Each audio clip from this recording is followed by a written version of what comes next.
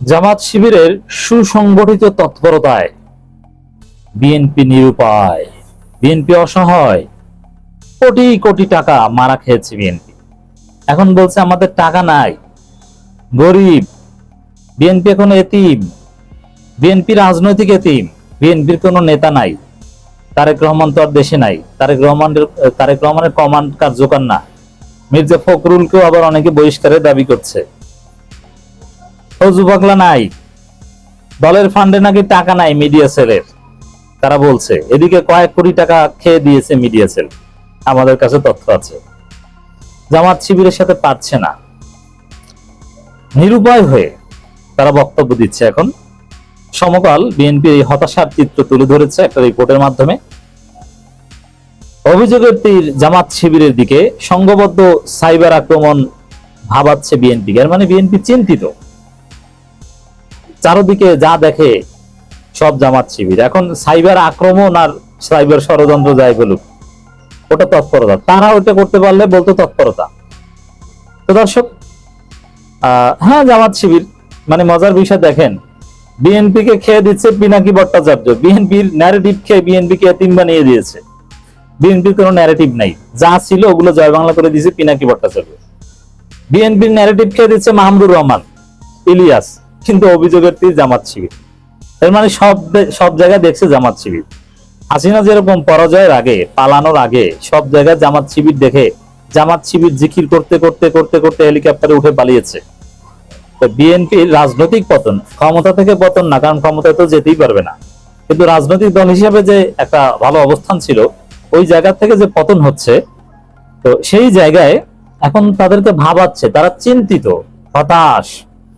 অনেক মজার মজার তথ্য আছে রিপোর্টে। এখন জামাত নাকি অনেক টাকা পয়সা আছে, তারা সব করছে, আর বিএনপির নাকি টাকা নাই।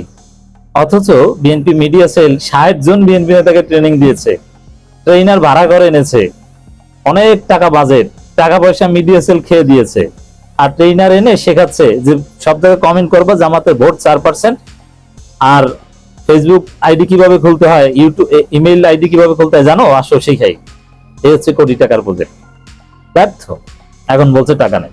থাকবে না তো, চুরি করলে টাকা থাকবে? হারামে বরকত নাই, হালালে বরকত।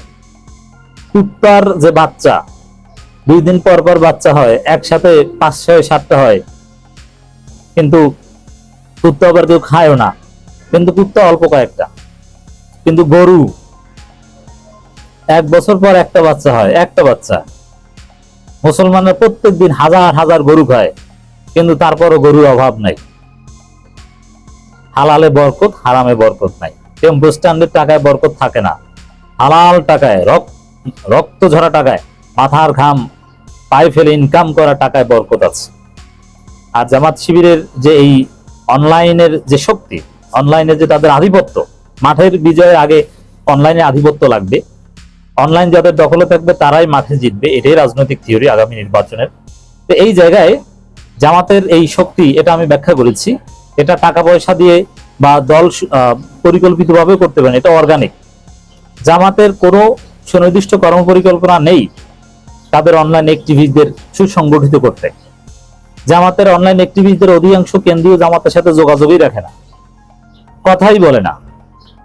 সাবেক শিবির ব্যক্তি উদ্যোগে লেখে জামাতের পক্ষে, কন্টেন্ট বানায়, মন্তব্য করে। জামাত কিন্তু এদেরকে দাম দেয় না। তার মানে জামাতের পক্ষে যে এই অনলাইন শক্তি, এটা পরিকল্পিত না, এটা কোইন্সিডেন্ট এবং এটা অর্গানিক। অতএব টাকা পয়সা প্ল্যান পরিকল্পনা করে পারবে না। তবে হ্যাঁ, জামাত শিবির সুসংগঠিত, এটা মাঠে কাজ করে, কিন্তু যে অনলাইনে যে শক্তি দেখছেন, এটা কিন্তু সুসংগঠিত না। এই জায়গায় আবার বিএনপি ভুল করছে, এটা স্ক্যাটার, যে যেভাবে পারছে লিখছে। কিন্তু এই যে অর্গানিক গণজোয়ার, জামাতের যে অনলাইন যাদেরকে দেখেন, এরা কেউ জামাতের সাংগঠনিক সিস্টেমে চলে না এবং কোন নেতার কথা শুনে না, এবং সুযোগ পেলে নেতাদেরকেও দলাই দেয়। আর জামাতের যারা নেতা, যারা রোকন, তাদেরকে বিএনপি ভয় পায় না, তাদের নিয়ে চিন্তিত না, এবং তারা বিএনপির জন্য থ্রেটও না। যারা থ্রেট, তারা আবার জামাতের সাংগঠনিক সুপারভিশনে নেই। অথবা এই জামাতের সাথে আপনি পারবেন কিভাবে?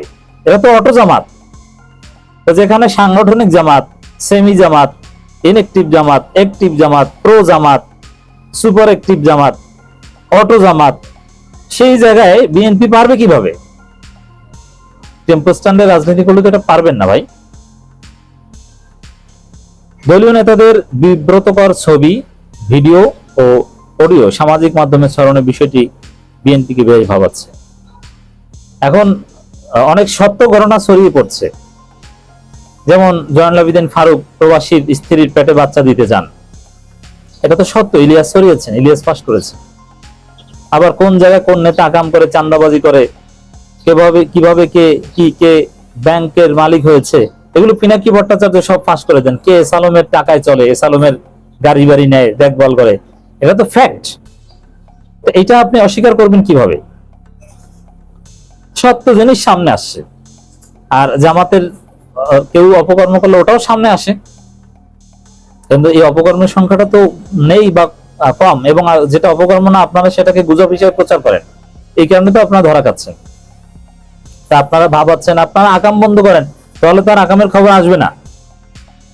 আর মিথ্যা বানোয়াট কিছু আসে না। মিথ্যা বানোয়াট ছাত্রদল তৈরি করে, ফেক, তাদের সেল আছে, জিয়া বট ফোর্স আছে, যারা মিথ্যা নিউজ, মিথ্যা তথ্য শেয়ার করা শিখায়, কিন্তু ধরা পারে না।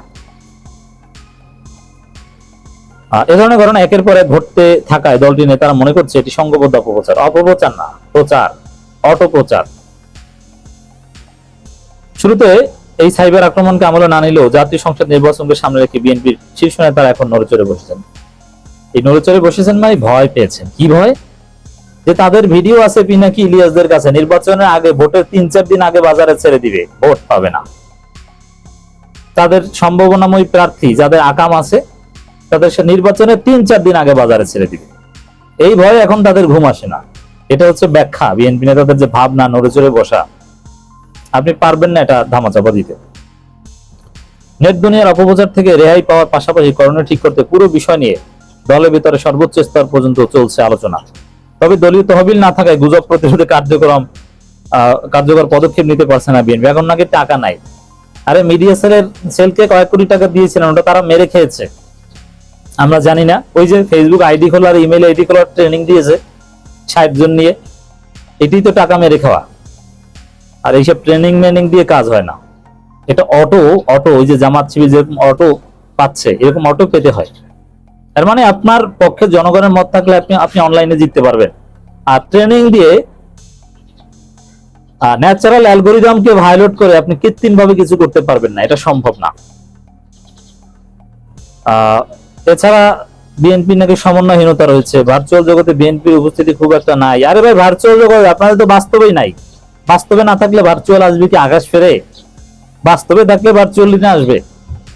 তবে হ্যাঁ, ভার্চুয়ালি সচেতন হতে হয়।